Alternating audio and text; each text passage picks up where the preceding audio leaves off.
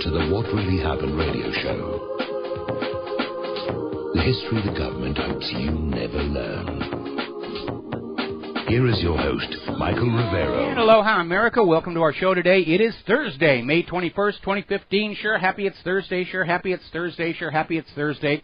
We have got a lot of stuff to talk about today. The phone lines are open, 877-300-7645, 877-300-7645. Tom is in our control room, twiddling the dials, keeping us out of trouble, ready to answer the phone when you call on in. Quick program note, in our third hour today, we will have Donald Jeffries.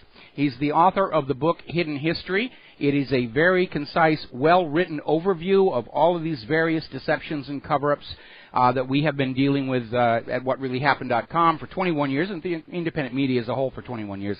So that's going to be a lot of fun. And tomorrow in our third hour, the Friday before the Memorial Day weekend holiday, the Lady Claire will be joining us once again here. Now, yesterday we were talking about how the U.S. was threatening to open fire on an Iranian ship carrying humanitarian aid to the people of Yemen. And it looked like they were heading to a confrontation. Now, every time Iran has tried to send any kind of aid, the U.S. screams, they're taking weapons, they're taking weapons, they're taking weapons. The ships and planes have been inspected. No weapons have ever been found, but still the U.S. goes on screaming, oh, they're bringing weapons. So Iran has agreed to have the ship stop off at a UN center in Djibouti to be inspected by United Nations personnel. And once the UN certifies the ship as containing nothing but food, medicine, other humanitarian supplies, it will resume its course to Yemen. That's going to put the United States and Saudi Arabia in a serious situation if they open fire on a ship that is known to be carrying nothing but humanitarian aid. And the U.S. is pushing confrontation all over the place here. Apparently, a U.S. surveillance plane has flown over these disputed islands in the South China Sea, where China has said, please do not enter our airspace without our permission. Now, in this case, these are islands that are artificial. China has built these. They're basically dredging up a huge amount of material and piling it up to create artificial islands that have airstrips and various other facilities on them. The U.S. is overflying and spying on them. The Chinese had to warn this plane off. This is our territory. And the U.S. is doing this to provoke China because we know the United States has the very best surveillance satellites in orbit. They can get all the pictures they need of these islands without having to confront China and violate their airspace. Now, earlier today, there was a story making the rounds on social media about how Indonesia had sunk 40 fishing boats in the South China Sea. These are Chinese fishing boats, and it looked like, oh boy, somebody's trying to start a war. Now, a little clarification came through later on. These 40 fishing boats were already in the possession of Indonesia. These are the boats that Indonesia has caught fishing in their territorial waters and confiscated over the last several months.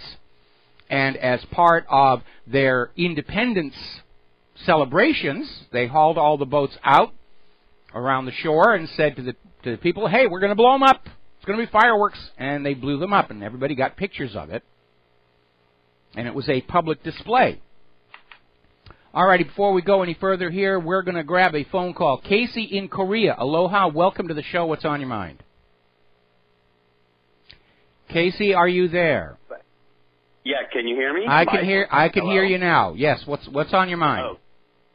Okay, great. I got a question about a headline that came out today. I'm sure you might hit on it today, which is the global banks admitting to guilt in the Forex probe and getting fined $6 billion. Yes.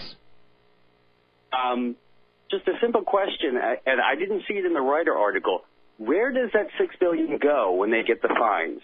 I'm just really, does it go? I don't suppose it's going to go back to the common people that probably got, screwed over what the banks did. No, of course not. It goes into the treasury of the government that brought the lawsuit.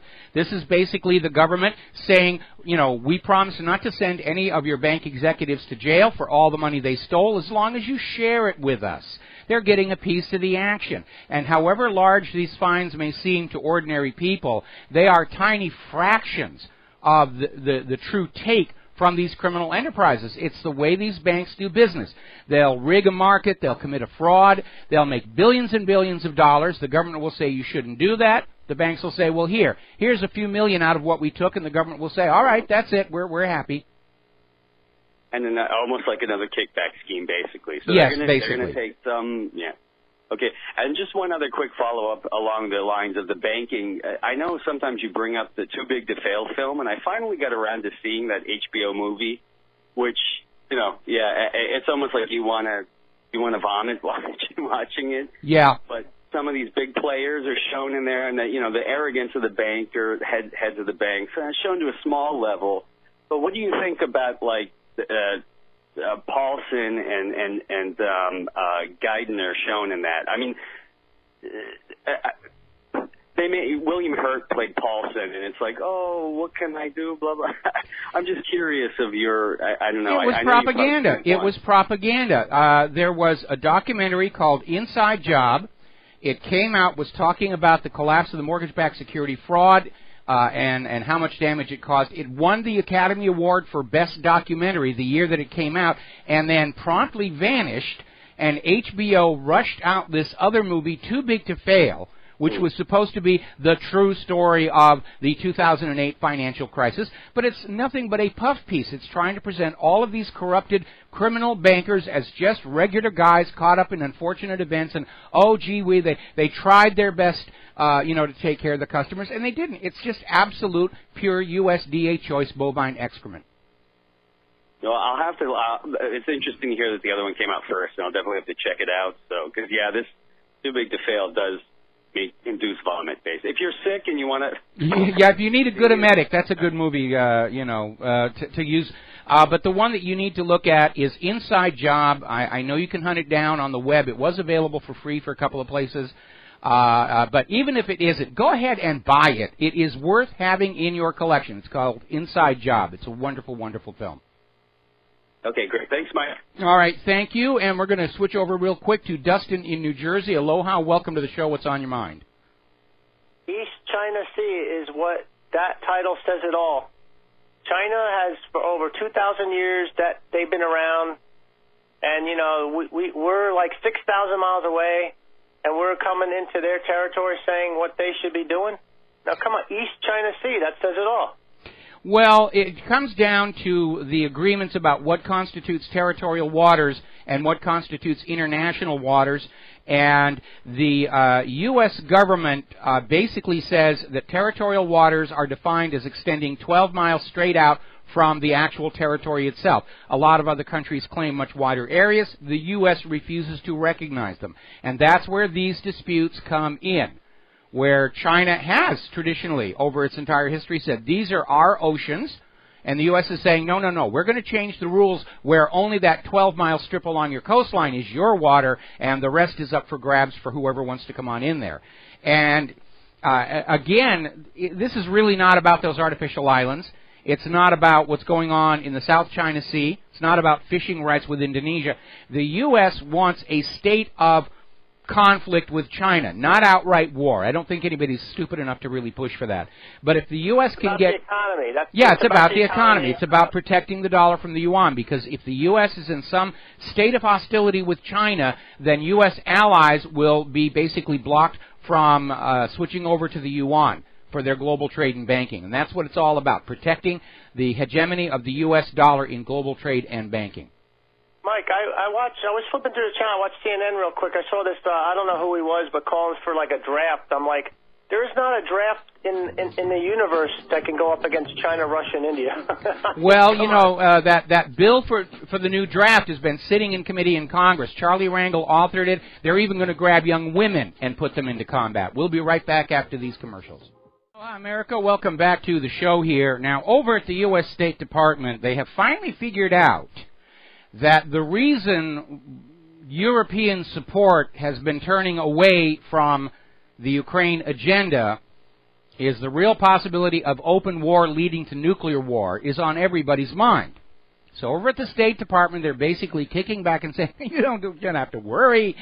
The nuclear war is not likely over Ukraine. We're not going to go nuclear on this, which actually makes sense. There's nothing left there worth fighting over after a year of this civil war.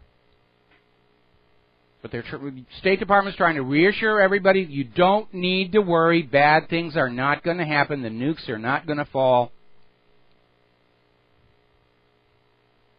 And then, of course, Poroshenko opens his mouth.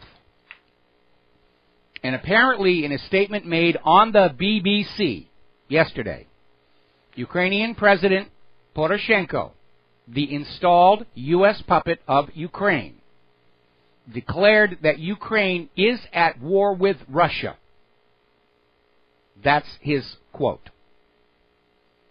Now, Poroshenko may be losing it. We've had reasons to question his mental state over the last couple of weeks.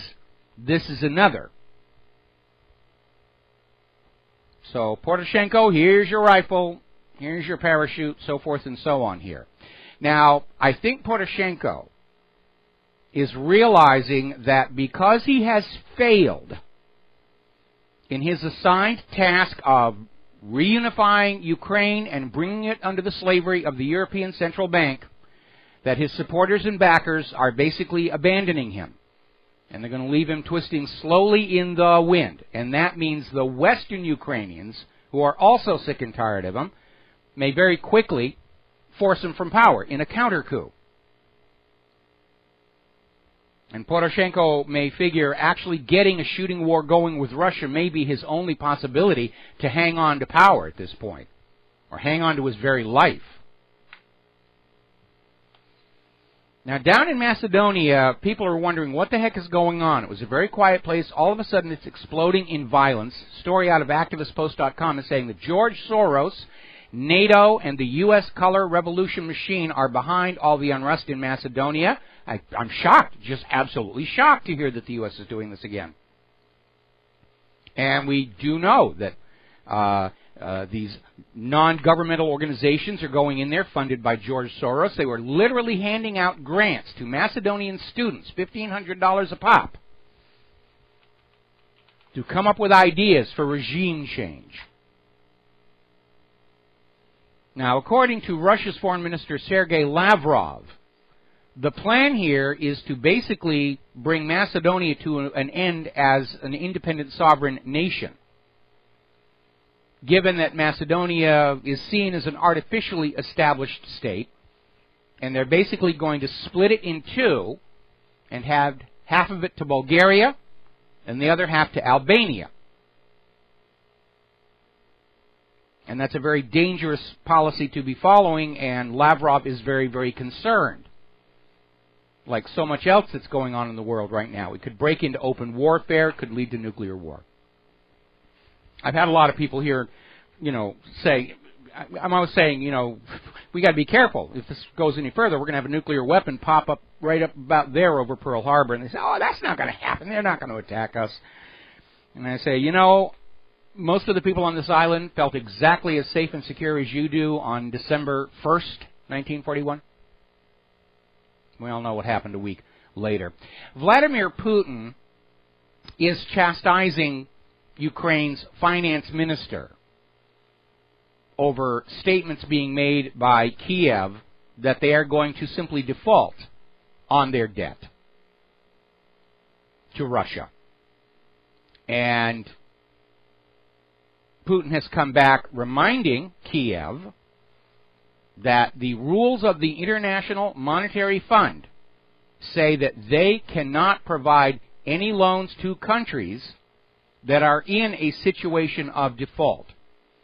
What Kiev wanted to do was tell Russia, go pound sand on the money that we owe you for all the oil and everything, and then turn around and get more money from the IMF for its invasions of Donetsk and Lugansk. And Putin is saying, the way the rules are written, if you default on us, you are cut off from that other funding. Now, that does not rule out the possibility that the IMF and the World Bank and the ECB won't simply change their rules and say, oh, well, we've got to fund Ukraine to stop the Russian aggression, so forth and so on. It's one thing these large political bodies and financial institutions love to do is change the rules all the time. Because the rules are supposed to serve them. The rules are supposed to make them rich and powerful. And when the rules don't work for them, well, it's time to change the rules here. We've had freedom of speech in this country for 250 years. But now, we got to tamp it down. Because we can't run this country if we can't lie to you with impunity. Now, as you heard on the SRN News Break, study has basically come out from the Organization for Economic Cooperation and Development showing that wealth inequality continues to grow all around the world. The part SRN didn't mention is that there are two countries at the top of the index of wealth inequality by a wide margin. There's the first place and the second place, a huge gap, then the third place. Those top two nations with the worst wealth inequality in the entire developed world are the United States and Israel. As our government sells out America to Israel more and more, bit by bit, the United States is suffering all of the evils and ills we see in Israel itself. I'm waiting for one of the Israel firsters to get up there and say, we should change the name of the country from the United States of America to East Israel. We are now East Israel. Huzzah, huzzah, huzzah. Meanwhile, over in France, French President Hollande, proving that he too is working for a foreign government, is launching a new effort at the United Nations to undermine Palestinian rights, particularly those of refugees. Now, the United Nations has already recognized the rights of the Palestinians, including a right of return that Israel has been fighting tooth and nail. And now Israel has called up France and said, look, France, you got to go do something for us at the UN. I'm sure the U.S. is getting jealous because up until now, the U.S. was Israel's favorite butt boy over at the UN, and now France is coming in. And France is cracking down on Palestine activism in France under the excuse that they're fighting anti-Semitism. Because the Palestinians wanting their country back, that's just hatred of the Jews. If the Dutch had come in and stolen Palestine, the Palestinians wouldn't care about that. It's only because it was the Jews who came in and stole all their land and property that they're upset. I mean, that's how absurd the rationale and logic is on these. All right, we're coming up on a commercial break. We have a caller waiting on the line, and we're going to get to that call just as soon as we come back from these few words from our sponsors. And aloha, America. Welcome back to our show here. Now, up in Norway, their foreign minister is sending signals to Israel that once this Iranian deal is settled, hopefully soon, that there will be a resumption of pressure on Israel to start looking at a two-state solution regarding Palestine. So that problem has not gone away. All right, we're going to grab a couple of phone calls here real quick. Steve in Massachusetts, aloha, welcome to the show. What's on your mind? Hi, Mike. You know the expression, know thy enemy? Yes. I'm really trying to figure out what we're dealing with. Now, I know we're dealing with some greedy central bankers, but it seems to be more than that. Steve, yeah. Okay, have you ever seen a slime mold? No. Okay. No. All right, well, I'm not making a joke here. Okay, go out on the web and find videos of how slime molds function. They're a very primitive life form, and when they get going, they simply spread out, seeking to absorb nutrients, and they develop very complex structures, where structures that are delivering food will grow, and those structures that don't find food fall away. And it's amazing behavior for a life form that has absolutely no sentience or consciousness or awareness, but it is a perfect metaphor for this global private central banking network that resides in the computers of the global financial system. All it knows to do is go out and seek more nutrients, meaning other people's wealth. And it spreads across the globe, and those parts of the system that acquire huge amounts of wealth grow bigger, and those segments that fail simply die off. And the reason this is an important metaphor to consider is slime molds die when they exhaust the nutrients around them, and they don't know to stop. They don't know to conserve. They don't need to. They have no awareness of the next minute, let alone somewhere down the road. And that's exactly the same way the global financial system is operating. It is gobbling up all the wealth, and when it succeeds in doing it, it will die. having already killed everything else around it. It is a perfect metaphor. I'm working on an article on that very topic. Yeah, but it seems to be not enough for them to render us poor. They want to poison our air, our water, vaccinate our children. They want to keep us down. No, they don't want to. They don't want to. But in this slime mold system, okay, there are no other considerations than acquisition of wealth. And if you can get wealth by selling bad products, toxic products, products that don't even work, you're going to make more money faster than companies that are out there trying to make sure they are making a good, safe product. And that is the economic reality. They're not intending to toxify the world and sell bad products. The need to make those pieces of paper and ink pile up overrides all those other considerations. And it really does behave like a giant planetary slime mold. Now, in a mature republic, the government is supposed to sit in the middle between the greed of the money junkies and what's good for the nation as a whole and arbitrate between the two. In a fascist state, government has gone completely over to the side of the money junkies. It's sharing the wealth with them, turns a blind eye to the toxic products, the dangerous drugs, the dangerous agriculture. And that's the situation we're in right now. None of those people are out there saying, I want to put out a vaccine that kills kids. What they're saying is, I need to get this vaccine out here so I can make more money than the slime mold branch next to me. And that's what leads to these reckless decisions being made. Okay. My point of view is they just want to eliminate us. You know, they think of us as being a problem. We're too many people. They want to get a population down to a certain size, and they'll do whatever it takes to do so. Well, there are certain factions that do see that as an ideal. Once they've got all the money, they want to get rid of all of us whose labor created their wealth because they don't want to have to deal with us any longer. It's just like a rancher who's got a herd that is larger than he expects to sell, and he will go out and cull the herd. And that's exactly how these world leaders, these money junkies, view the rest of us. We're just human capital. We're livestock. We're a herd. And if there's more of us than they need, yeah, they'll thin us out, which is how you get that situation that we had, a couple of months ago over in Kenya, where they were handing out free typhus vaccinations to women of childbearing age, and they were found out to actually be sterilizing those women. And there's nothing new about that either. They've been caught doing that before. We know that the USDA had some kind of a reason to fund the development of the epicite corn, which will render anybody who eats it sterile. So, yeah, there are definite factions within our power structure who think the world would be a lot better off and a lot more beautiful without all of us icky-poo humans all over it. Now, do you think it's several groups of people working together? No, they're working at cross purposes because, remember, private central banks can only survive if there is a growing population of borrowers holding up that pyramid. So if the population reduction people succeed in their agenda, they're going to crash the private central banking system. They're not in alignment on a lot of these issues. They're all going their own different way. Yeah, they're very malicious in their intent, though. Ruthless. I would say they're ruthless rather than malicious. They're not intending malice. They just want what they want. They want it right now, and they think that's a law of nature. Yeah.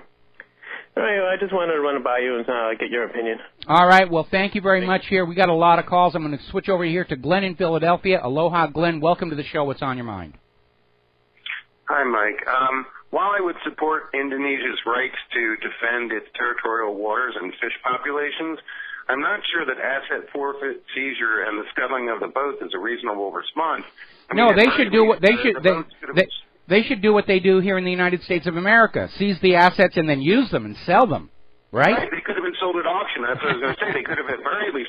But I'm not even sure that asset forfeit, seizure as a first offense response to trespassing is reasonable, or maybe even like a 3 strikes rule might be in order or something. Well, we don't know if there was a 3 strikes rule. We know these boats have been confiscated, but we also know that China's incursion into Indonesia's territorial waters has been an ongoing problem. And so the Indonesians may have simply felt that, these boats were very cheaply built because they know they're going to be confiscated. They may not have even actually been really useful or even worth much reselling, and that's why they just used them for fodder for this demonstration. But it is a demonstration. They were sending a message to China, we are going to destroy the fishing boats that you send into our territorial waters. Okay? Yeah, that's a very real issue with the fish populations these days, too. Yeah, it is a real issue. We're getting to a point where countries are not only fighting over oil, they're starting to wage wars over water, and now they're going to be waging wars over food. That's how stressed the planet really is. And it isn't because there isn't enough food. It's because of all these accumulated mistakes, well, like this giant oil slick along the coast of California. And, and it's because we have not had a central government that recognized its responsibility to be taking care of the nation as a whole, not just their donors, not just their supporters in Israel, not just their friends in Hollywood, but looking out for the country as a whole, maintaining the long view, the wide view. Nobody in D.C. knows how to do that anymore, and that's why our country's in trouble. Yeah. All right, Mike, take care. All right, thanks an awful lot here. We're going to start with John from Barbados and take you through the commercial break. What's on your mind? Hello, Michael. Getting back to this pivot to Asia, if you consider the Chinese could put more military troops in the field than the total population of America and Europe combined. But they don't have the infrastructure and logistics to transport them. That's holding China in at bay. They don't have the troop transport ships. They can probably start building them real quick. But China can't project power the way the U.S. can. Okay, we got to take a break for commercials. I'm going to put you on hold, and we'll be right back. Oh, hi, America. Welcome back to the show here, and we're going to go right back to John in Barbados. John, what else did you have to say? Well, taking the VE Day parade in Moscow with the Indian delegation and the Indian troops, the Chinese premier and the Chinese troops allied with Russia, These two nations, India and China, are the most populous. Yes. And I would dispute the fact that China couldn't put that number of troops in. They have such a massive manufacturing base. If they turned some of their civilian type well, as they would, they could start making the equivalent of the U.S. Liberty ships. But if China and Russia are partnered, Russia does have the naval resources to deploy Chinese troops pretty much anywhere on the globe, and that's why it's a very powerful pairing. But the issue here is I don't want to be demonizing China, or for that matter Russia, because very clearly it is the U.S. and above them, the private central bankers who are pushing this war agenda forward. Well, it's not my point to demonize China and Russia. What my point is to caution the Pentagon and the Ministry of Defense in Britain and France, because this is a powerful group assembling, and it is more powerful than the Pentagon can imagine. Well, I think you're absolutely right. I think that's why Kerry and Obama are disengaging from Ukraine, because they realize the U.S. is militarily and economically exhausted. We actually cannot complete that original PNAC plan for conquest of the world's resource-rich areas. We're not the sole superpower any longer because we have degraded our nation so much that we are back down close to parity with both Russia and China. Unfortunately, the people who want the war, the money junkies, the private central bankers, they don't care which side wins or loses in these wars because they make money off of both sides. And the private central bankers will send the U.S. off to war with Russia and China, and it doesn't even occur to them that it would be a bad thing for the U.S. to lose, because somebody's got to lose these wars. We just have to figure out ways to make money off of both of them. Okay, John, I need to let you. Thank you very much for the phone call. We're going to let you go here. I'm going to take a break from answering phone calls right now. We're going to close the phone lines for a little bit because I got a bunch of stories I really, really need to get to. And we'll open the phone lines up a little bit later in the show. But I need to get some of these stories. Now, we are hearing from the U.S. negotiators to the P5+1 a new demand that the United States will not sign the P5+1 nuclear deal unless Iran allows inspectors to all of its military sites and to its nuclear scientists. Now, these were not ever part of the original agreement. And by the way, the United States did this in Iraq. When Iraq was saying, yes, you can come in and look for nuclear weapons all that you want, and the United States says, well, we want to inspect all of your military hardware. And Iraq caught some of the inspectors engaging in acts of espionage. Now, the issue has never been Iran's conventional military forces. The U.S. is playing a game that they learned from their Israeli masters. When you're working on a deal for the public to say, oh, they're trying to solve the problem, but you don't want the deal to really go through, you wait until you're like 99% of the way to having a deal. And then you say, oh, just one more thing. We also want to inspect all of your non-nuclear military sites. Oh, just one more thing. We want to talk, we want to have unfettered access and to interview all of your nuclear scientists.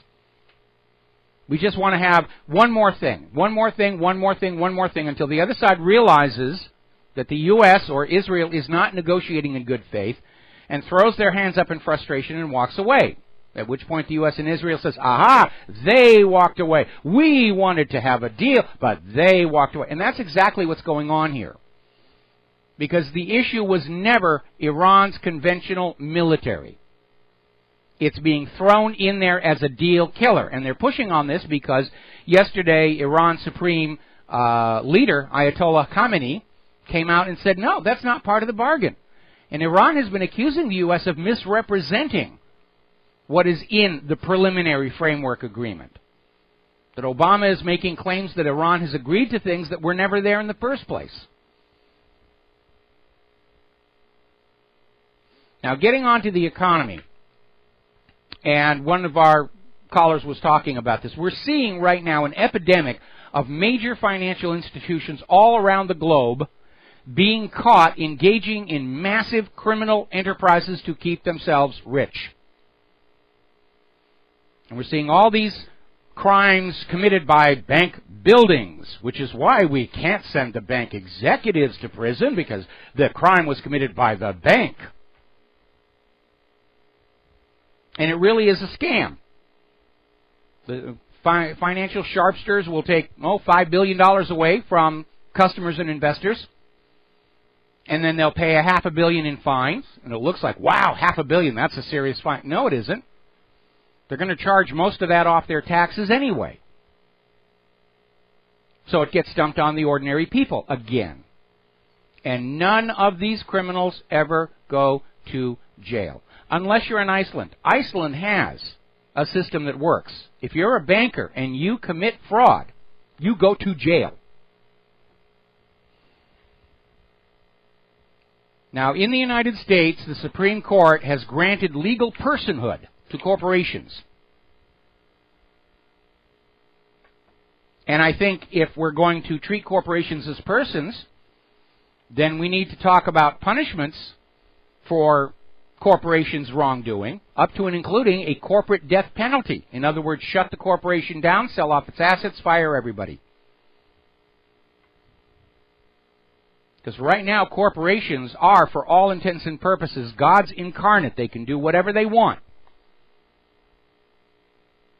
And our government lets them do that. Over at J.P. Morgan, Jamie Dimon is out there trying to basically minimize the fallout from J.P. Morgan's felony charge by saying, oh, it all goes down to this one person. We're all really, really good people. It's just that one bad apple.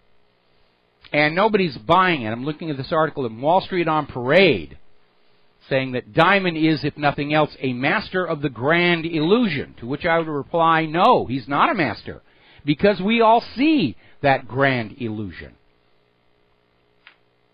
We all understand that when you have an economy in which ordinary people are not earning wages and salaries, the only way the bankers and Wall Street can continue to prosper is through fraud. There was actually a survey done by a magazine on Wall Street. It was about a year ago, I think. And 25% of the people they talked to openly admitted, yeah, they were using fraud. Could not stay in business without fraud. Would be fired if they weren't going along with the fraud. Story out of Investment Watch blog, the world's super rich have hidden between 21 and 32 trillion, with a T, dollars offshore to avoid taxation. Because taxes are for the little people. That's what they're for. Right now we have 109,930,090 American citizens on federal food assistance. 1/3 of the population of this country is unable to feed themselves in this economy. And of course, the federal government looks at that 1/3 of the population as, hey, they'll support whatever we do. If they don't support the wars, if they don't vote the status quo, if they don't vote the incumbents, we'll cut off their food assistance and they'll starve to death. Which harkens back to that commercial you heard on the last break. If you're dependent on the government for your food, then you will do what that government tells you, and that is dictatorship. Out in San Bernardino, California, they've approved a bankruptcy exit plan that will eliminate their city's pension bond debt, but they're going to go ahead and pay CalPERS, the state pension system, in full. So their own city workers are going to get the short end of that particular step. All right, we're coming up here on our news break. We're going to be back for hour number 2. More developments about Benghazi, various other situations. We'll be back. Aloha, America. Welcome back to our show here, and hour number 2. We're going to close the phone lines for this hour. I got a bunch of headlines I need to get through before we have our guest on in the next hour, but we will open the phones up a little bit later in the show here. And earlier I was talking about Poroshenko may have been abandoned by his backers. And now we're hearing that the protests around the parliament in Kiev have turned violent. They're setting tires on fire. They've tried to break into the building. The Western media is acknowledging them, saying that this is primarily about the economic problems. I think probably that a lot more is on the minds of the people of Kiev than just the economy. But it looks like Poroshenko is in serious, serious trouble, which may explain his statement yesterday that we're at war with Russia. He's trying to get a big war going in the hope that the people of Ukraine will say, oh, well, we're at war with Russia. We've got to back our leaders no matter what, which is very 20th century thinking. It doesn't apply in the modern world. Or if he gets war with Russia going, that all will be forgiven with Europe and the U.S., and they'll come on in with money and weapons and the rest of it. So we'll see what's going on there, but I don't think Poroshenko is going to be in that job much longer here. Now, getting on down to the situation in Benghazi, more of Hillary Clinton's emails have surfaced, which first of all showed that she was lying to the Congress about using just one email address, and also shows that on the day before she told us that this riot at the consulate was all about this video, Innocence of Muslims, that she was informed by our intelligence services that a terror group called Ansar al-Sharia was responsible for the attack on the consulate.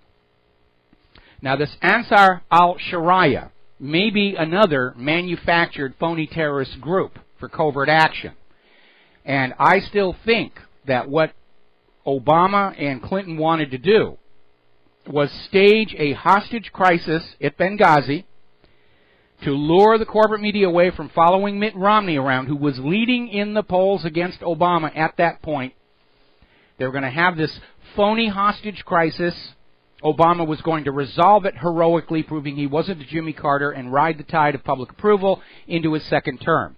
But the Libyans living right around the consulate heard the shooting, said, "Yeehaw, they're kicking out the Americans, let's go join on in." And the carefully choreographed theater piece deteriorated into a wild, uncontrolled riot, during which the ambassador and 3 others were killed. And they've been covering up for it ever since. Now remember, the U.S. government never, ever hesitates to wag a terror attack at us to support the war on terror war agenda.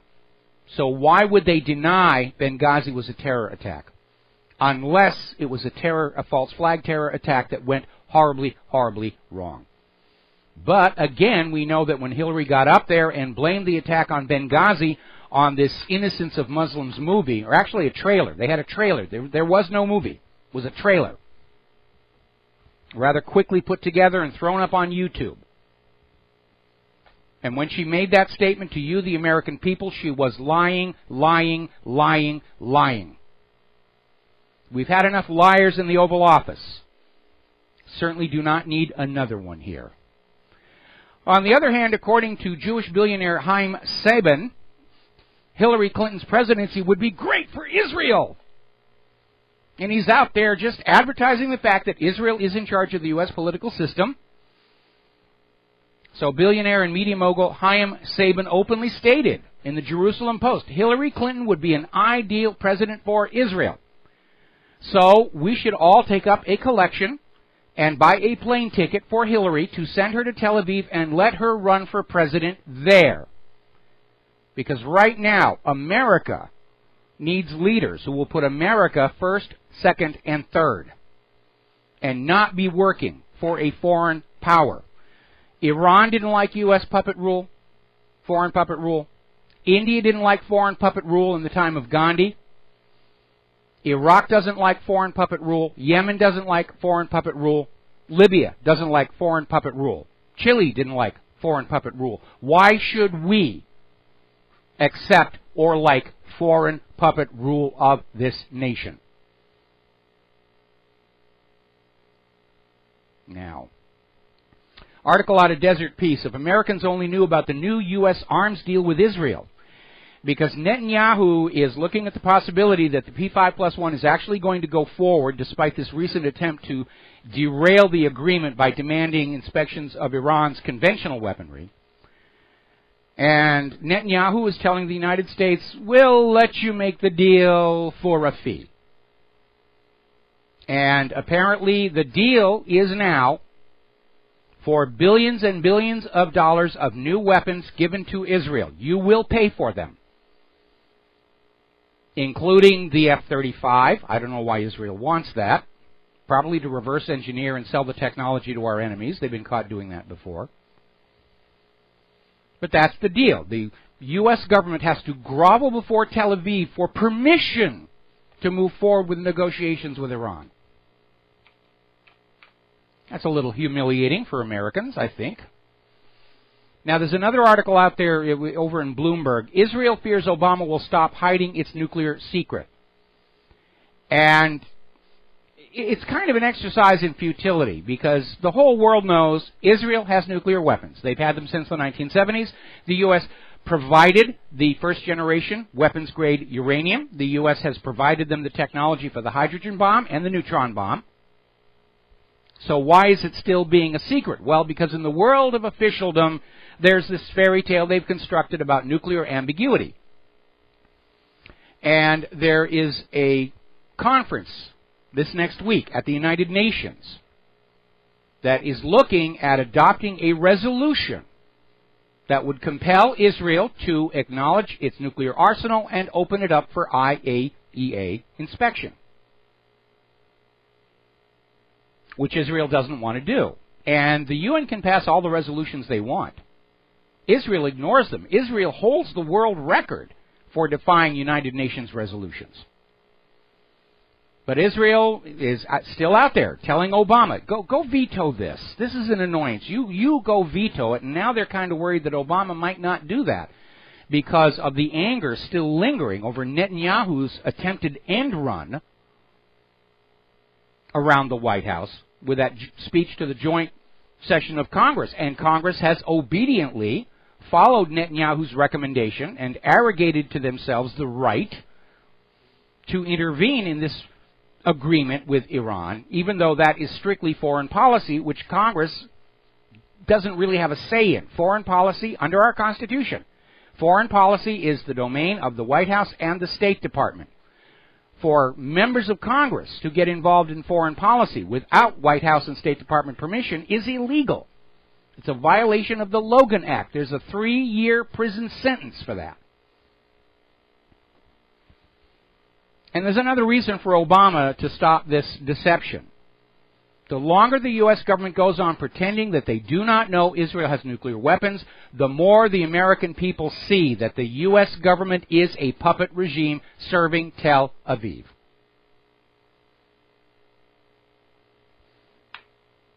Now, following Seymour Hersh's story, more attention has been focused on the question about whether that really was Osama bin Laden in that house at Abbottabad. And I think we pretty much conclusively proven it was not. And the White House is basically saying anybody who doesn't know that that was bin Laden in that house, they're just conspiracy theorists. Guilty as charged. Doesn't mean we're not true, we're not accurate. Doesn't mean we're not right. We'll be right back. Hi, America. Welcome back to the show. We're just getting word from Baltimore that the grand jury has handed down indictments against the 6 officers involved in the death of Freddie Gray. And this apparently despite the fact that the police had YouTube take down the video of the transfer of Freddie Gray into that van in shackles and manacles. Too late, didn't work. Now, they're not at a conviction yet. And I remember back in Southern California when I lived there, when that whole Rodney King situation went down, they did indict the LAPD officers who were caught on video beating Rodney King to a pulp. And then they moved the case out to Simi Valley. The judge gave the jury an impossible threshold for guilt. The jury had to agree on which specific blow of the nightstick exceeded the authority. And, of course, the jury couldn't agree on that, so they came back, acquitted the officers, and it triggered the Rodney King riots. So we're not out of the woods on this situation yet. All right, getting on back to military and military spending. Article out of Blacklisted News. There's been an audit, long delayed, finally went through, and the audit has found, to nobody's surprise, that the Defense Department has been cooking their books to basically conceal where money is going or where money is being lost. And there's a lot of wasteful spending going on. Apparently, over in Afghanistan, the U.S. military built a lavish headquarters that turned out it wasn't needed, it wasn't wanted, it wasn't even ever used. And it cost you, the American taxpayer, $25 million. Now, for that money, we could have built a school somewhere in this country that is needed, is wanted, and will be used. But no, governing is choosing, governing is prioritizing, and we're going to spend $25 million on a completely empty building in Afghanistan rather than build a school because that's what makes America great.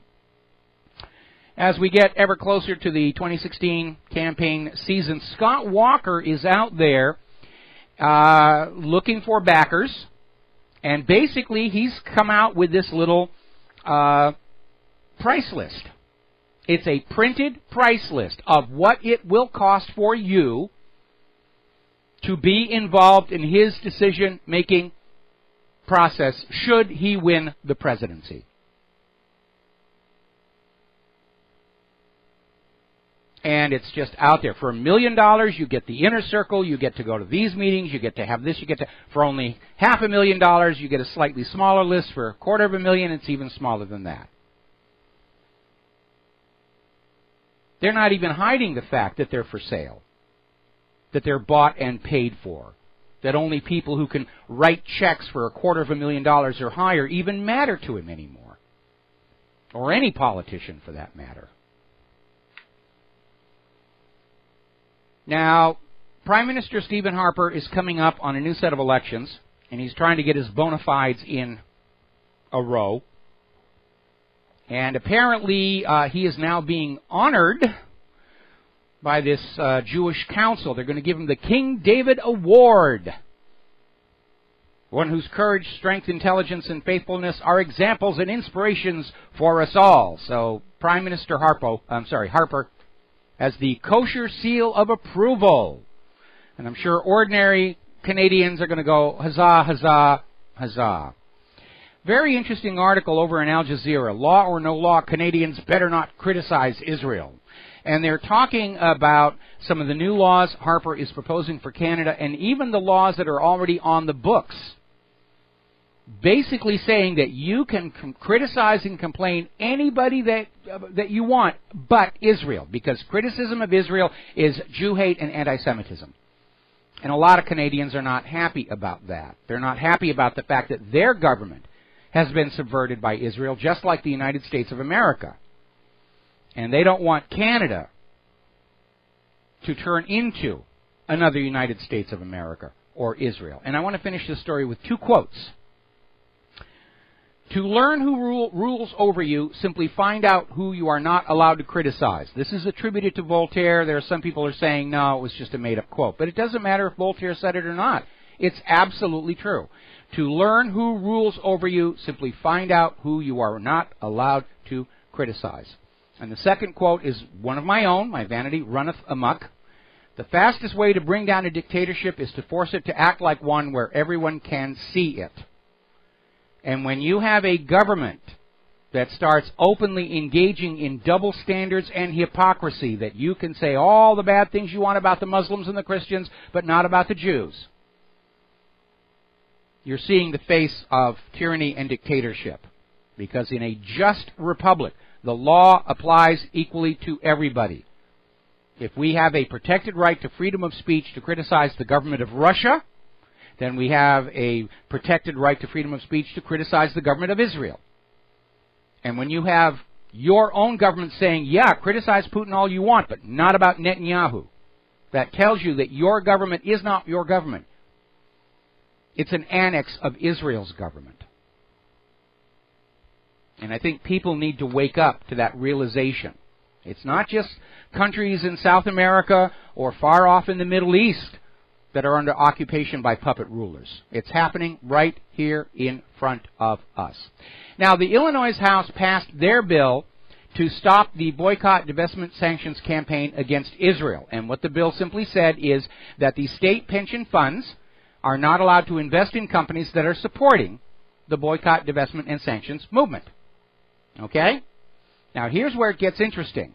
The Citizens United decision granted corporations legal personhood in regard to the right of free speech under the First Amendment.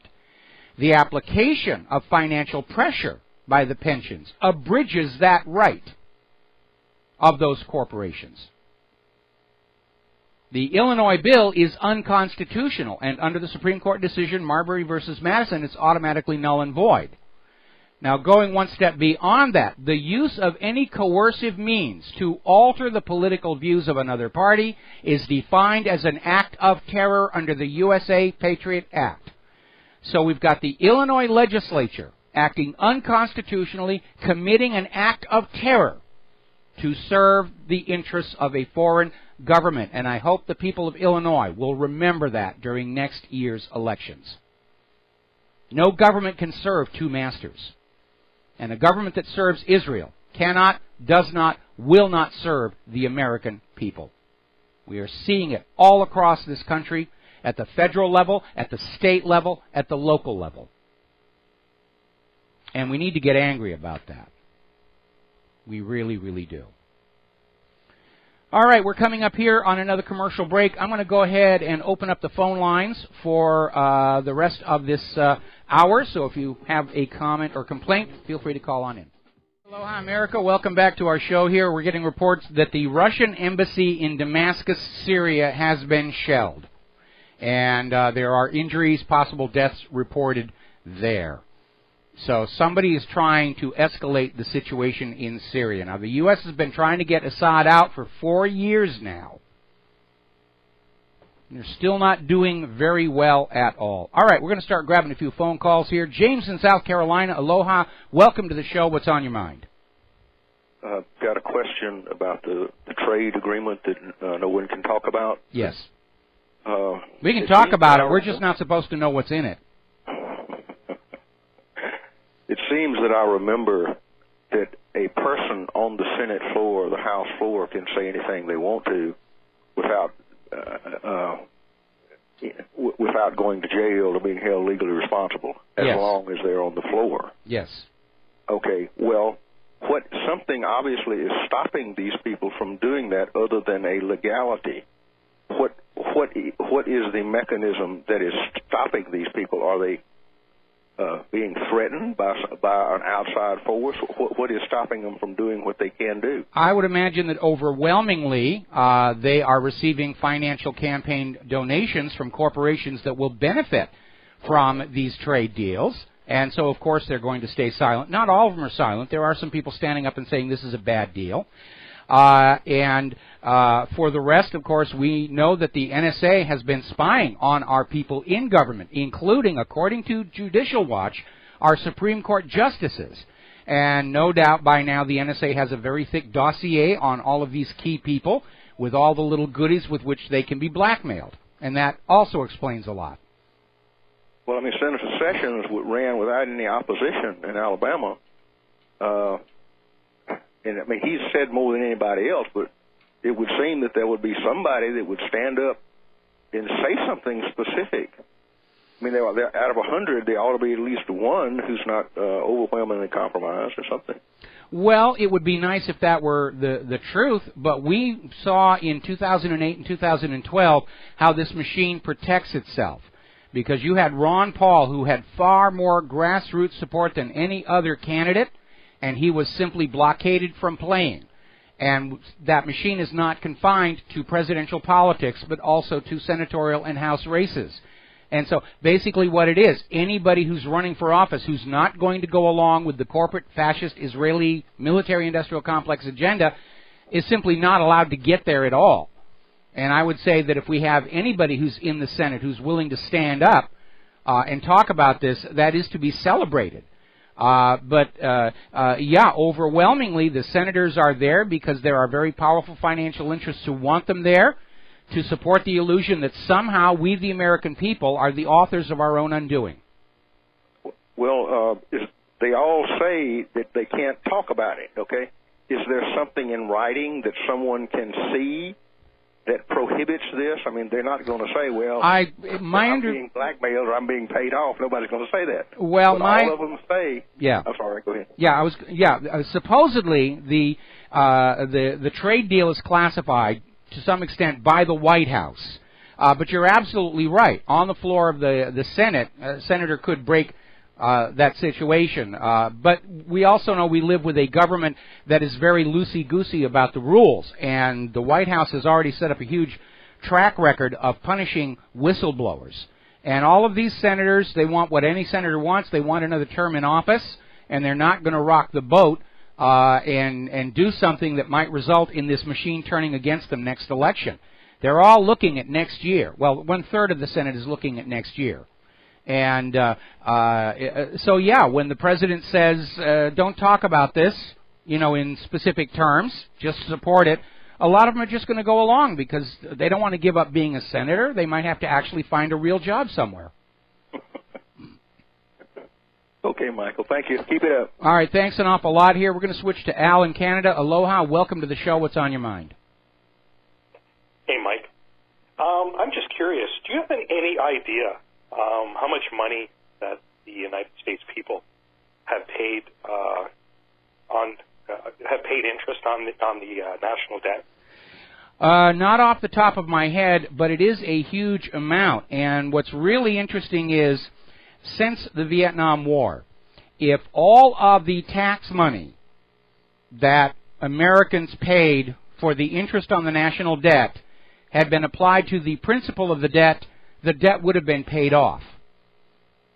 Instead, it's simply absorbed by interest, and the principal continues to grow. And remember, the Federal Reserve financially supports members of Congress who will only make sure that the interest is being served and never the principal reduced. Because the bigger the principal is, the bigger the take on interest. It is a system of economic enslavement, and a corrupted Congress and a corrupted president sold us into it a little over 100 years ago, and every Congress since then has been very obedient to the Federal Reserve, because the Federal Reserve is one of the biggest financial backers of the status quo that we have in this country. The truth is the Congress could vote to revoke the charter of the Federal Reserve any time they want to. They're paid to keep this system going. Yeah. I think it's actually worse than what you think.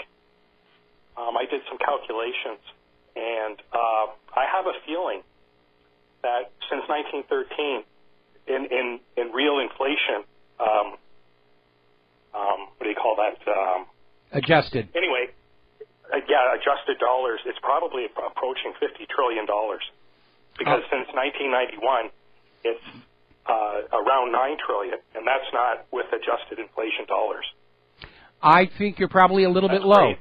I think you're a little bit low. I don't actually have the numbers, and remember, the Federal Reserve has been fighting an audit tooth and nail.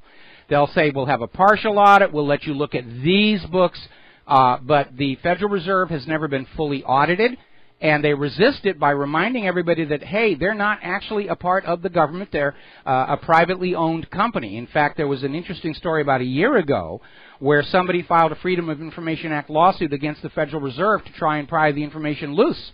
And the Federal Reserve's lawyers went into court and said, hey, Freedom of Information Act doesn't apply to us. We're not actually a part of the federal government. We're a private corporation. And the judge said, yeah, that's it. They only called it the Federal Reserve to lull Americans into thinking, believing it was somehow part of the government and somehow for our benefit. But it's no more federal than Federal Express. Well, it's for somebody's benefit, Mike, that's for sure. But it's for the owners of the private central bank. I mean, they created this whole thing at Jekyll Island. They got Congress and Woodrow Wilson to put it into existence. They then borrowed instantly created money from this bank for themselves to buy up the majority of the shares in it. Yeah. People need to listen to Ron Paul and Bill Still. Yes. This is, wow. Thanks a lot, Mike. All right, you got it. We're going to let you go. Thank you very much for the phone call. We're coming up on a commercial break here. Kind of an interesting story. DEA, Drug Enforcement Administration staffers, apparently owned their own strip club that was staffed with illegal immigrants as the strippers. This is up in Manhattan. Boy, it must be good to be a government employee. Get the guns, get the strippers, get to have illegal immigrants all over the place here. Because remember, the laws only apply to you little people. The laws are just for the serfs to abide by.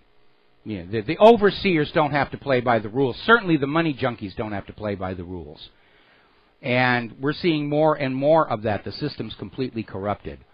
Let's see. The Department of Homeland Security is handing out grants to police to set up DUI checkpoints for the coming weekend. And, of course, you shouldn't be drinking and driving anyway, but they just want to write more tickets. We'll be right back. Aloha, America. Welcome back to our show here. And I have a story. When I read this, it made me sick on several levels.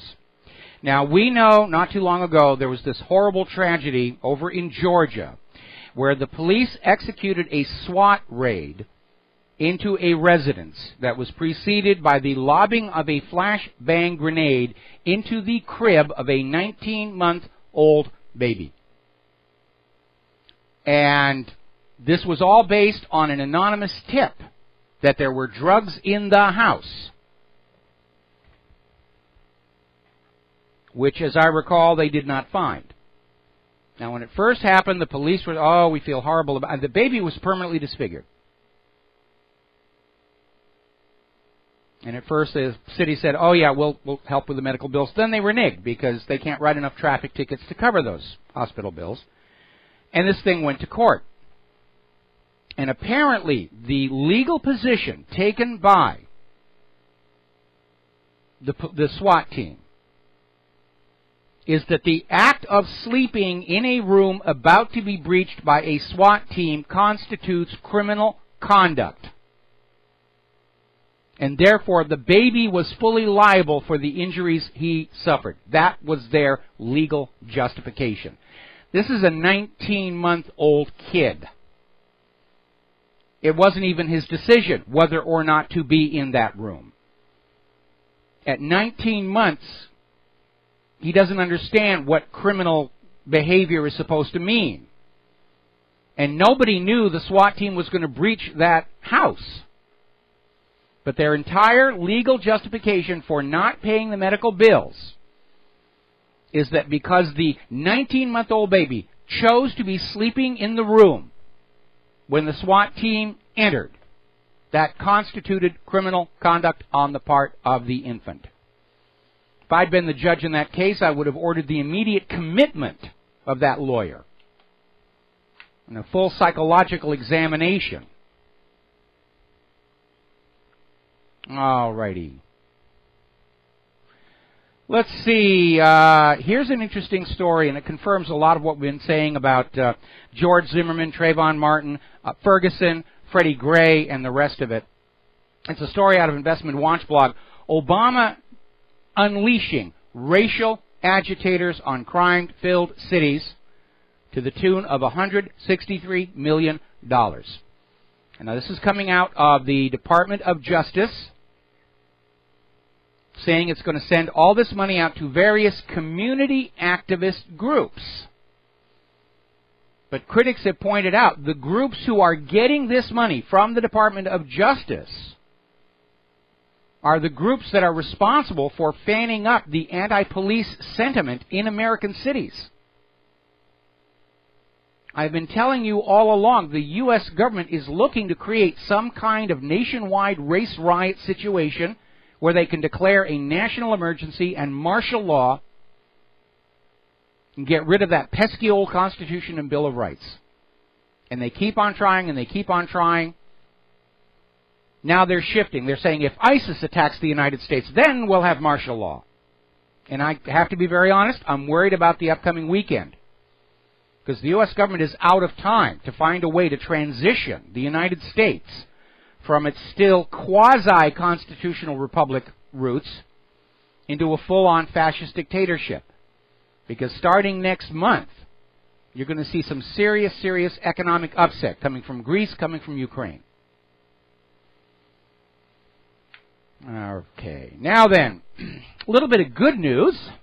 Up in Boston, WRKO is dropping Rush Limbaugh's show from its lineup.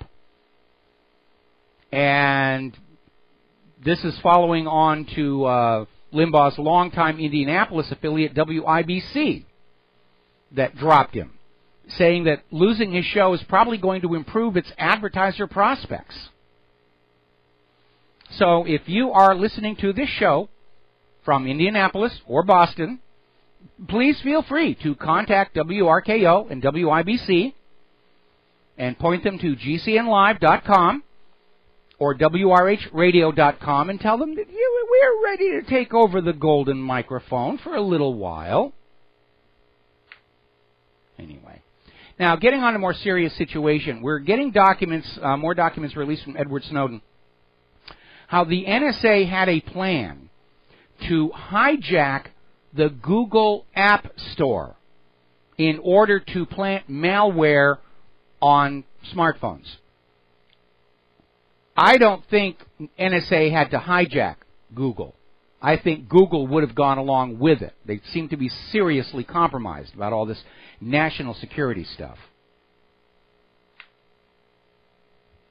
And I don't care what laws Congress is going to pass saying we're not snooping on you anymore. They are snooping on you because they were doing it before it was legal. They'll do it after it's legal. There's been another major hack attack against a health insurance provider, Care First, where 1.1 million of its customers' data, including Social Security numbers and medical histories, have been exposed. This is the third such attack recently, and of course NSA can't do anything about them, or maybe it is the NSA.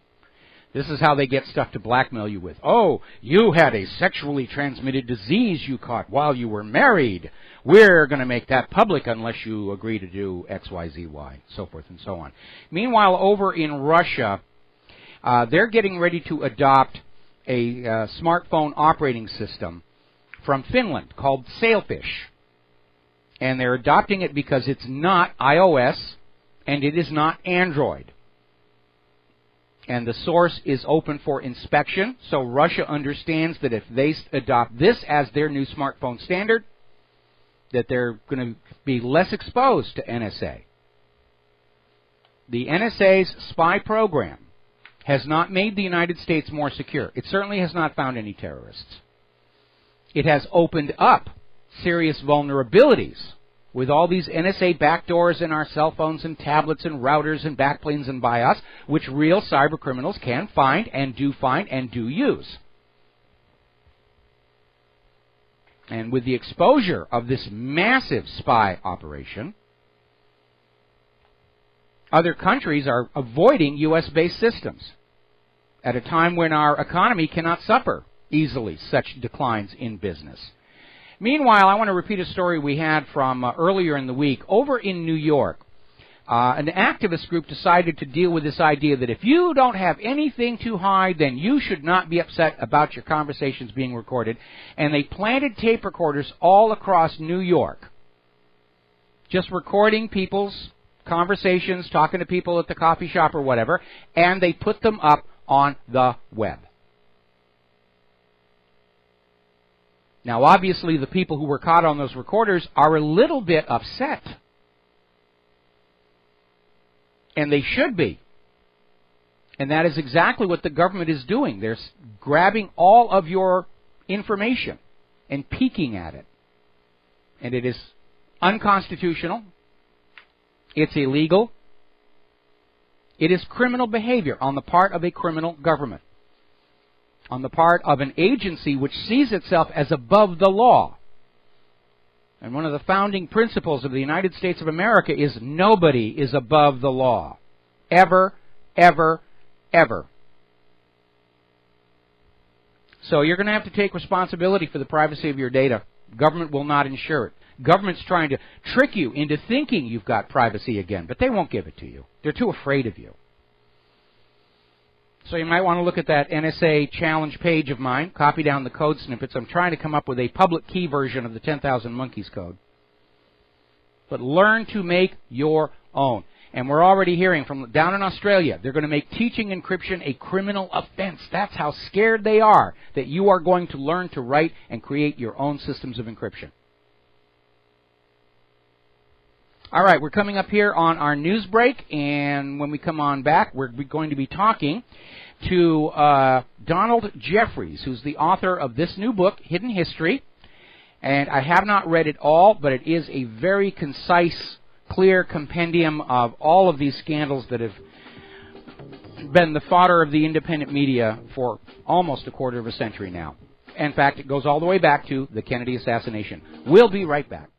Aloha, America. Welcome back to our show here, hour number 3. The phone lines are open, 877-300-7645, 877-300-7645, and your host here made a bit of a goof. Donald Jeffries is actually scheduled for the show a week from today. I jumped the gun on that, and he's unavailable right now. So we have the whole third hour for phone calls and all sorts of other things to get done. Now, I want to talk about what's going on out in California. They've had an oil pipeline burst near Santa Barbara, where there's a lot of offshore drilling. Originally, they announced 21,000 gallons of crude oil had been released into the ocean. Now they're saying it's 105,000 gallons, and I would not place any money on it that that's as big as it's going to get. California has declared a state of emergency to deal with this crisis. And apparently, this isn't the first time they've had a problem with this particular company. This pipeline is operated by Plains All American, and their CEO, Darren Palmer, is out there saying, well, there's been mechanical issues before the leak actually occurred, but he didn't elaborate. Now, I'm going to speculate that this company is no more on top of preventative maintenance and safety than the Deepwater Horizon company was. And we know that in order to maximize profitability, and with the Minerals Management Service of the U.S. government looking the other way, they tend to take shortcuts. They don't always do the required maintenance. They don't have automated preventing systems in there. And our infrastructure, as it deteriorates, it's not just the streets, it's not just the schools and the storefronts. It is the critical infrastructure that carries our water, that carries our oil, carries electricity and communications. That, too, is in a state of disrepair and decline. And we're going to start seeing the effects of that more and more. And apparently this company, Plains All American, has had numerous problems before with leaks along that part of the coastline. And this, of course, is going to adversely affect California fishing. Probably they'll have Obama come out with his daughter and swim in the water and say, "See, it's safe. You can eat the fish. We're going to be fine," because that's how they handled the Gulf oil disaster. So let's talk about human-caused global warming. Now, because so much of the raw data from satellites and instruments is available on the web for people who want to go and find out for themselves, the carbon Nazis have had to back off these claims that the polar ice caps are vanishing, the polar bears are drowning. And the reality is that the global sea ice at both poles is back to 1979 levels. Now, the carbon Nazis are coming out with a new explanation for that. They're saying that the ice is moving from the Arctic to the Antarctic. And back then, and when they were looking at the Arctic, all the ice was there. And then when they looked at... They really are getting rather desperate in their attempts to try and explain away why the world appears to be getting colder as they continue to sell this whole nonsense about human-caused global warming. Now, yesterday, of course, Obama came out with a speech rallying the troops for the war on global warming, that climate change is a threat to the national security. And anybody who denies global warming, you're a threat to the national security. Going to send all you climate skeptics down to Guantanamo for a good waterboarding. Or some such nonsense. Jeb Bush actually got up and said, look, we know the climate is changing, but it's not really that big a threat to the national security compared to a lot of other things going on. But Obama is trying to make us all think that global warming is the big, ugly problem that must be dealt with now, because he's getting ready, and I did predict this was going to happen. He's going to come back pushing for a carbon tax because the U.S. government is desperate for more of your money. And it doesn't matter how much you give them. The trap they're in from the private central bank is inescapable. All Washington, D.C. is doing by taking more of your money to give to the bankers is keeping themselves in power and luxury just a little while longer. Obama's goal now is to make things look okay until he's out of office, and whoever his successor is gets to go down in the history books as being in charge of the meltdown of the country. One positive aspect of a potential Hillary presidency. Alrighty, we're going to grab ourselves a phone call. Lynn in Chicago. Aloha, Lynn. Welcome to the show. What's on your mind? Aloha, Michael. I was calling in reference to the recent oil slick, quote unquote, and I was thinking about the desalinization of the water in California and how convenient it was that suddenly the pipeline broke.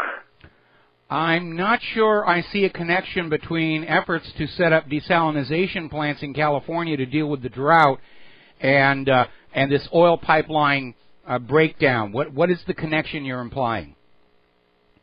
Because recently of the drought, they have been talking about the desalinization, and all of a sudden now the pipeline that we have a problem with oil slick.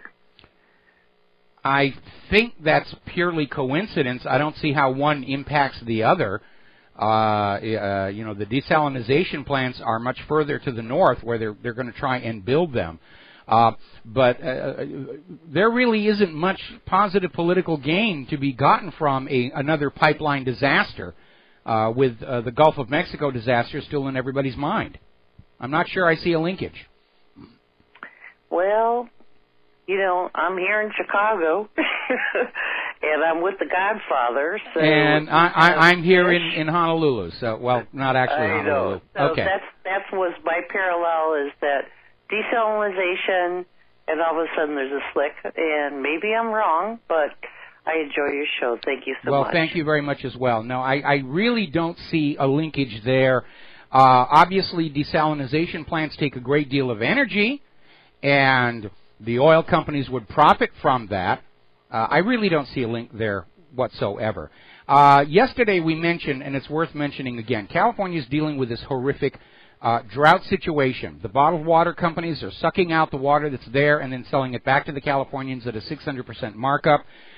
Corporations are getting exemptions from the water rationing that's going on. We know that 2 of the major California aqueducts are no longer usable for drinking water and agricultural irrigation because they have become contaminated by fracking waste. And in order to prevent this problem from growing any further, California has announced they will not be testing any more well water. That if you are concerned about the possibility of fracking contamination, you have to test your own water. And I would encourage anybody that has any of those fracking wells within eyesight, even if you're using binoculars, spend the money, get your water tested. And if it comes out that it's contaminated, you need to scream bloody murder. Because look at California from the point of view of a seismic map. It's full of cracks. And those cracks are pathways through which this very toxic, carcinogenic, radioactive fracking waste can travel. And as if to add insult to injury, one of the fracking companies is there suggesting a plan to sell their fracking wastewater to farmers for irrigation, as if somehow all of those toxic chemicals will not get taken up into the food plants. It's really insane. We've got to take a break for commercials. Join us on the air, 877-300-7645. We'll be right back. And aloha, America. Welcome back to the show here. And I got a listener email asking, what if the oil spill in California was deliberate to distract from Fukushima? Oh, the damage is from the oil. Not from, I really don't see that right now. Obviously, from the point of view of the United States of America, Fukushima is Japan's fault and an act of nature. I don't think an oil spill from failed American infrastructure improves the political public relations situation. All right, we're going to take a phone call here. Gus in Missouri, aloha. Welcome to the show. What's on your mind? Michael, I'm about the same age as you, and I've been. You have my deepest sympathies. I've been following all this stuff since '82, and I just saw something the other day. Is Chelsea Clinton really the daughter of Webster Hubbell? Well, I'm convinced that she is, but it's kind of irrelevant. It's not like it's something that she herself did. And, my normal rule here at whatreallyhappened.com is family members are off limits. And even though Chelsea is clearly becoming a public figure, questions about her parentage, that's also off limits because it's not something that she had any control over. Have you ever discussed the Council of Governors? No, I have not. Not recently. Right. Oh, do you know what it is, though? Refresh my memory, please. Well, I just saw it on a Jesse Ventura video today. Something to do with H.R. 645, Rex 84. Okay, well, the Council of Governors, as I understand it, it is simply an organization of all the state governors to get together and sort of decide, what they think is good for the nation and then pass that on to the powers that be, where generally it's ignored. But what was the specific issue being discussed by Ventura today? Well, no, I think he said there was 10 state governors picked by Obama. Oh, okay. In his favorite governors, and they're working on all these. Are they the governors of the states where all this Jade Helm stuff is taking place? No, residential centers, FEMA camps. Okay, well, as I mentioned, it's not a topic I'm really familiar with, but I'll take a look at it. My concern here, of course, is a lot of people are leaping onto this Jade Helm 15. There's a lot of very wild speculation going on. It is alarming to see all this hardware and personnel on the move, because we know that every time there is a false flag attack of some kind, there's always a parallel drill going on at the same time in order that the resources be pre-positioned and ready to go. And I'm concerned. I don't think Jade Helm in and of itself is an attempt to take over the United States and end the Constitution, but it could be pre-positioned for something they're expecting to happen, obviously across a wide swath of the country, because they're in is it 10 states or 9? I know Colorado backed out of this whole deal. I don't know. I think he said 10, but it might be 9 now. I don't know. But yeah. They also mentioned where a lot of plastic coffins that they got stored places. Okay, now that story has already been discredited, because if you look at the size of those things, they're really very, very large. And what those are liners for graves to put the coffin in so that water doesn't get into them if the graveyard is in an area with a high water table. So, generally in the past when there's been a genocide, they don't bother with coffins of any kind. They just throw everybody in a hole, dump in some kerosene, and set fire to it, or just bulldoze it over. So that story is just kind of wild speculation, and it's been explained. Okay. Well, I hope they go after the Vince Foster story again when the election comes up. Well, I certainly am going to put it out there, along with every one of the other scandals from Travelgate and cattle futures trades and the rest of it. But I may not get there. I mean, Hillary is self-destructing with all these revelations coming out. And people even at her own campaign are saying every day it's another piece of bad news we're trying to deal with. And it's not helping the fact that Hillary and her campaign have literally built a great wall of Clinton around the candidate to keep the media away. The only media interviews that Hillary is giving are with pre-selected people that they can count on to do softball, puffy questions to make Hillary look good. Weren't there so many people killed in Arkansas, too, under that administration? There's the dead bodies list, and it's not unique to the Clinton administration, but there were a lot of them. It was very spectacular. Clinton's 4 top fundraisers for his first term in the White House all died within 6 months of Clinton moving into the White House, the last one being Vince Foster himself. And these were the guys who were coming in with huge bundles of cash. And they were listing the Democratic National Headquarters street address as the address of the donor. It was a complete violation of campaign funding laws. And then all 4 of them died in 3 suspicious suicides and 1 small plane accident.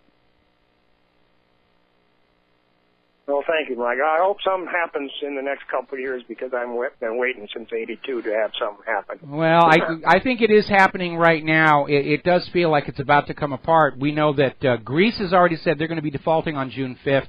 Ukraine has already said they're simply going to be defaulting on at least their Russian debt, and they're not going to be able to hold this global financial system together in any kind of a form that convinces people that this is for their good. Thank you for the call, Gus. We're going to let you go. Now, getting on back to Obama and his new cause of global warming, he's out there now claiming that terrorism, and specifically Boko Haram, are caused by global warming. I have this huge list that I have collected over the last couple of years of all the things that are being blamed on global warming, increases in prostitution, all kinds of stuff. I mean, they're just pushing it as hard as they can. Global warming is bad, and yet we know from the history of the medieval and Roman warming periods that a little bit of warming is actually going to be good. Food will become much more plentiful. We won't have to work so hard to eat. We won't be dependent on government for food stamps. And we'll have time left over for art, architecture, science, culture. So, for those of you who are monitoring this website on behalf of the White House, would like to remind you that we are looking at frost warnings for the weekend again up in Michigan and also out in Pittsburgh. Frost warnings there as well on the doorstep of summer. And a lot of people say, frost this late in the year isn't all that unusual. No, the point is, when the Carbonazis were really going on this stuff, back in the 1990s, in the year 2000, they were out there saying snow and ice are a thing of the past because of human-caused global warming. And we've had several record-setting winters since. And still they are pushing this agenda, and they have their hand out for your carbon tax money and demanding that you submit your lifestyle decisions to a global environmental authority. We'll be right back. And aloha, America. Welcome back to our show here. Now, we thought we had said a fond farewell to the Ebola crisis, and apparently the jubilation was a little premature for Guinea. They are seeing a spike in new cases, and tragically it's linked to funeral ceremonies for those who have died of Ebola because of customs involved with the family washing the body and other various methods of contact prior to burial. And apparently Guinea has been unable to mount a successful education campaign to tell the people of Guinea, if you have a family member who has died of Ebola, you cannot touch them, cannot wash them, cannot kiss them. And unfortunately, they're starting to see an increase in cases over there because of that. Now, as you know, there's this ongoing debate about GMO labeling. And we start out with the understanding that if GMOs were known to be beneficial, as opposed to simply profitable, they put labels all over it. Contains more GMO than the other guy's product over there. But there are serious concerns about this reckless use of these genetic technologies, and people want to be cautious, and they want the right to decide for themselves. They're not telling these companies, you can't sell the GMO. All they're saying is, put a label on there. So those people who are comfortable with GMO will buy your product. Those who are not can avoid it. Consumer rights, freedom of choice. The GMO companies don't want that. And so I'm looking at this story that came out of Government Slaves, where there's a new hit piece in USA Today that is out there pushing the idea that you are ignorant if you want GMO labeling. And it's basically, the article in USA Today says that anyone who's concerned about GMOs, well, you're just a wacky conspiracy theorist who thinks the Apollo moon landing was faked and Elvis is still alive. They're getting pretty desperate. And they're saying that any concern over the safety of Monsanto's creations, it's just ignorant hysteria. So they're definitely getting worried about the fact that we, the people, are better educated, more aware, more sensitive than preceding generations. And unfortunately, these large corporations in this economy, they can't survive putting out products and letting us choose whether we want to buy them or not. They're surviving by putting out products that we are forced to buy. We are back in the same situation as the American colonies in the early 1700s, where the colonists were forced to buy tea from the East India Company and a lot of other products. They were forced to buy woven fabric from the knitting mills of Manchester and Leeds, England. They were forced to conduct all business with banknotes borrowed at interest from the Bank of England. We're back in that exact same condition that led to the Declaration of Independence and the Revolution. We're there. Meanwhile, Monsanto has decided they're going to move their corporate headquarters. Currently, they are in St. Louis. They're going to basically become a Swiss company in order to duck U.S. taxes and regulations. Now, there is a huge march against Monsanto scheduled for around the world for May 23rd, this coming Saturday. And you might want to basically do a web search for March Against Monsanto, and you will find websites, and there's probably a protest march near you that you can join, and if there isn't one near you, go ahead and start one. Because how we're going to win this one is for the world to see that ordinary people understand there is a danger there. Monsanto's attitude is nobody can prove our products are dangerous. Our attitude is you have to prove they are safe. And you haven't done that. We know that Monsanto ended its own trials, rat studies, after just 3 months. We know that when the French did their study of rats and GMO corn and glyphosate, the medical problems didn't surface until the 4th month. How incredibly convenient and lucky for Monsanto that they ended the test just at the time symptoms would start to be visible. Now, the push for GMO is not just the push for profits. It's a push for dependency and monopoly. What Monsanto's ultimate goal is control over food production on planet Earth. That's why they're trying to ban heritage seeds. They don't want you to be able to take the seeds from this year's plants that you grew and plant them again for plants next year. They can't make money off of that. Once they've got you on their GMO contract, you have to buy your seeds from them every single year. Year after year after year. I am starting to wonder if this growing problem of livestock animals becoming sterile after eating the GMO crops may not be an accident.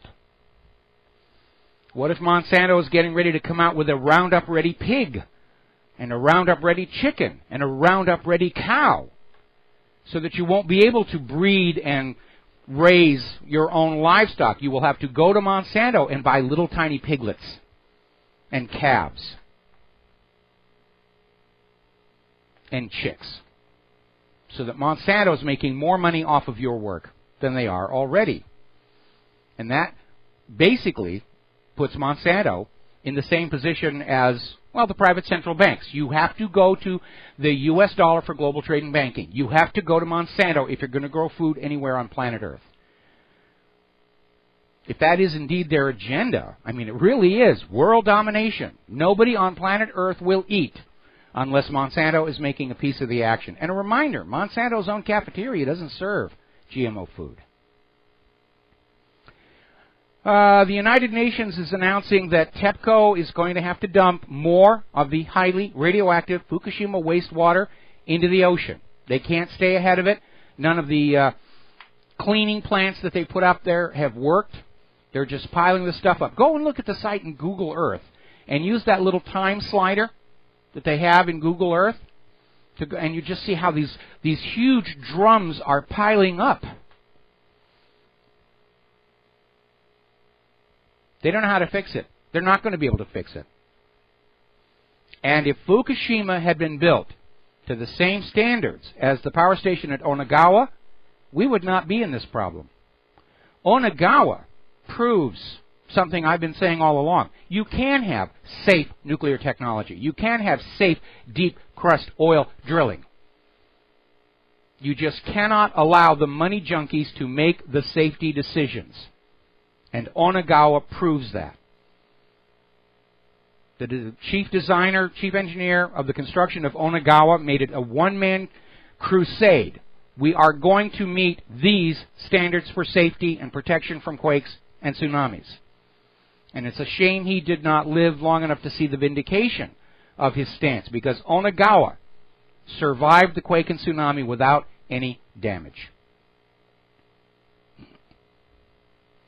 Up in Canada, interesting little article. Most federal scientists feel they can't speak out even if public health and safety at risk. Congratulations! Canada is now catching up to the United States. We'll be right back. Aloha, America. Welcome back to the show. Last segment of our program today on this Thursday, heading into the Memorial Day weekend.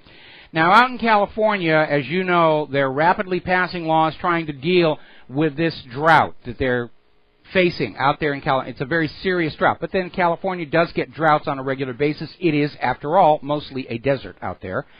And the drought is basically a product of several overlapping factors. There's the contamination of aquifers by fracking fluid. There's the deterioration and decay of the existing water management system. There's the fact that the water management system has not been expanded to deal with the rapidly increasing population, primarily of the illegal immigrants who are coming into California. And so now the government, which basically dropped the ball on all of this, they're out there, they're going to pass new water legislation. And apparently that legislation is being held as top secret. Now, federal government, we understand secrecy is required for military secrets and things like that, but California is a state. They don't actually have a legal justification for concealing anything from the people of the state of California, particularly connecting to a life necessity like water. But apparently, and this is from a report in McClatchy Papers, legislation dealing with this water crisis is very contentious in California's legislators, but they're not sharing any information with outsiders, not the media, not the public. You're not supposed to know. Which tells you whatever solution they're coming up with is going to be good for corporations and bad for the people.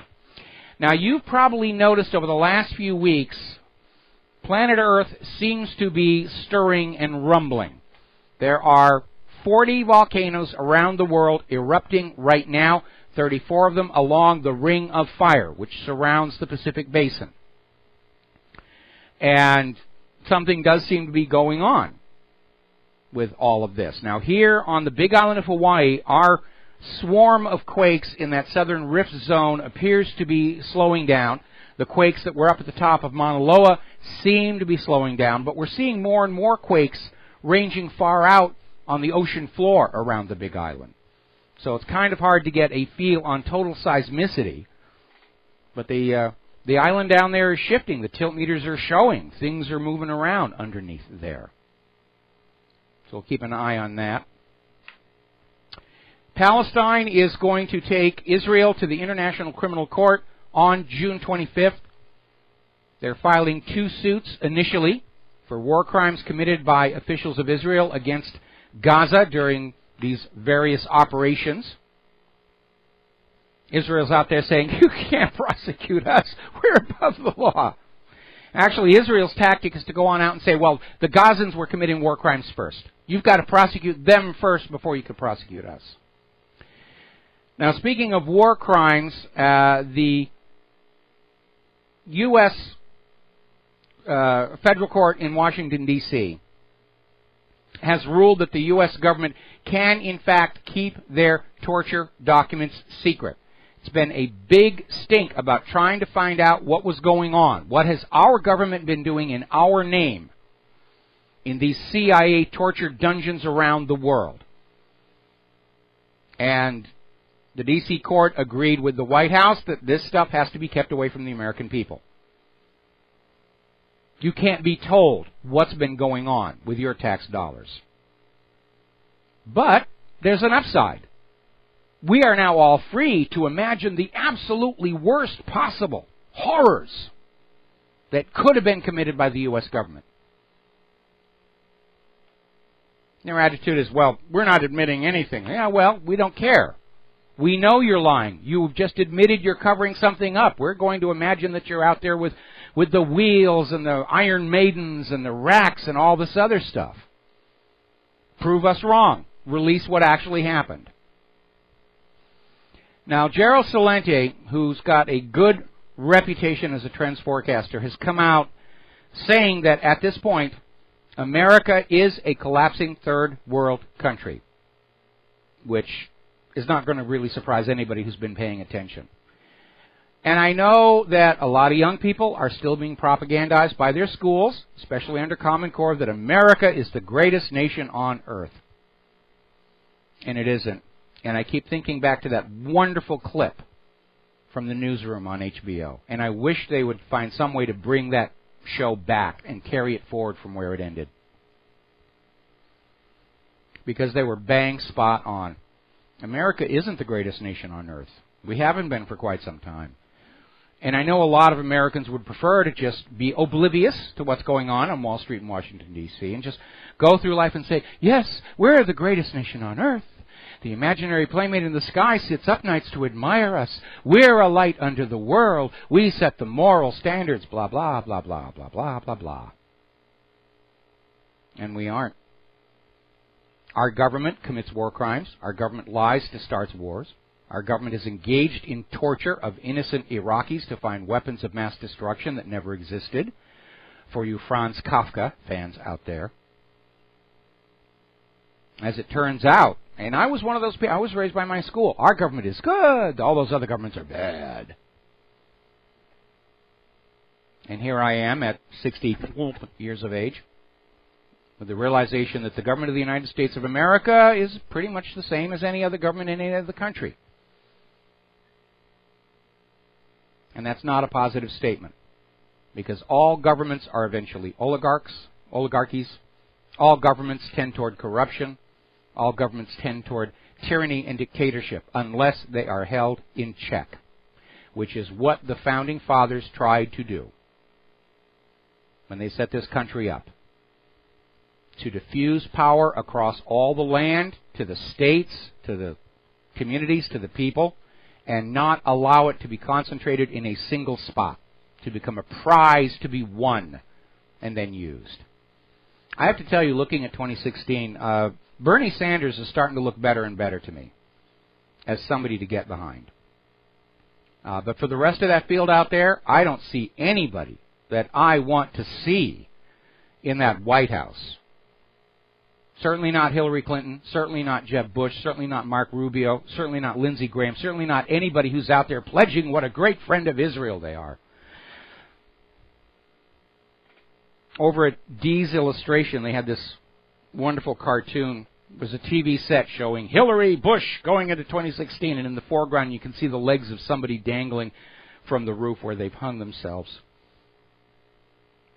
Anybody who asks me, if it comes down to Hillary Clinton and Jeb Bush, what are you voting? How are you voting? I'm voting for secession, immediate secession. At the rate things are going, I'm not even sure we're going to have elections next year. We already have the sham of elections. Let's be very honest. The American people have been disenfranchised by massive election fraud. We saw it in Scotland. We saw it in Greece. We're seeing it in the United States of America. And by the way, since we were talking about HBO, they did a documentary a while back called Hacking Democracy. And it focused on Bev Harris and her website, blackboxvoting.org. And it showed just how easy elections can be stolen here in the United States of America, to the point where you have to come to the conclusion that these electronic machines that we vote on are designed to allow elections to be stolen, which makes perfect sense. One of the earliest election machines out there was from the Diebold Corporation, which had a reputation of making automated bank teller machines that never lost a penny from one end of the country to the other, kept paper records, absolutely secure and trustworthy. That same company produced an electronic voting machine with at least 12 known different ways to alter the outcome of an election and not leave any trace. That can't be accident. That has to be by design. In the future, we'll probably just go into a booth. There's one big red button. We're told, press that. Okay. And that's all that's going on. And then from then on, whatever happens, you're slapping me across the face. Well, you voted for this. Anyway, there's the music. I got to get out here and get something done useful for the rest of the day. I got to work on the new website. We'll be back tomorrow, Friday, here on the Genesis Communication Network. Until then, stay safe, stay informed, stay skeptical, get angry, go ahead, you deserve it. We'll be back tomorrow. Aloha, America.